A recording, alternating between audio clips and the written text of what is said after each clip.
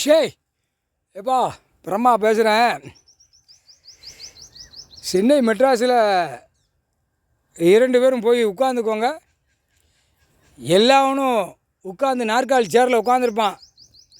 இவன் எங்கே போகிறான் எங்கே வாரான் நீங்கள் பார்த்து கூட கொஞ்சம் ஆட்டி விட. இப்போ டைம் பழையபடி போய் இவனுக்கு போட்டாச்சு. எதுக்கு? சென்னை மெட்ராஸில் அமைச்சர்களுக்கு போகிறான்.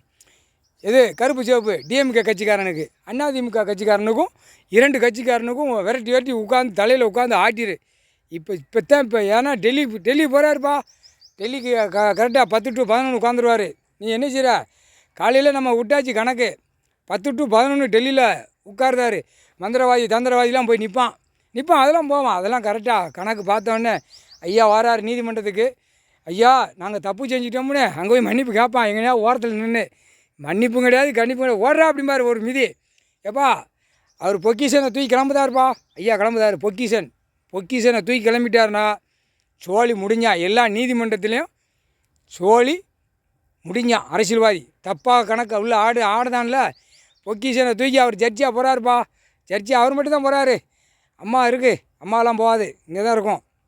எங்கேயும் அம்மா கூப்பிட்டு போக மாட்டார். இவர் பெரிய ஆள். இந்த ஜென்மத்தில் நம்ம விடவா? இவங்க இருக்கட்டும் கைலாசத்தில் பிள்ளைகளோடு இருக்கட்டும். நான் மட்டும் போயிட்டு வரேன்னு பொக்கிஷனை தூக்கி கிளம்புதார். எப்போ பொக்கிஷனை தூக்கி கிளம்பிட்டால் நிலநடுக்கம் கூட வரும், சொல்ல முடியாது. அவர் பொக்கிஷனை தூக்கிட்டாலே நிற்க மாட்டார். பொக்கிஷனை தூக்கி கிளம்பிட்டார்.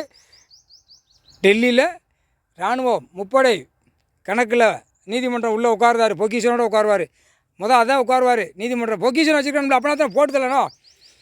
சோழி முடிக்கணும் முக்கால் சேர்த்தியும். அதுக்கப்புறம் இங்கே அரசியல்வாதியை அப்படியே கூண்டோடு அல்லணும்ல, இங்கே வருவார். அதுக்கப்புறம் வருவார். மாறி உட்காருவார். 2 நீதிமன்றத்துலேயும் மாறி உட்காந்து இந்த பேரை கசைக்கு விட்டுருவார். முக்கால் சேர்த்தியம்ப்பா.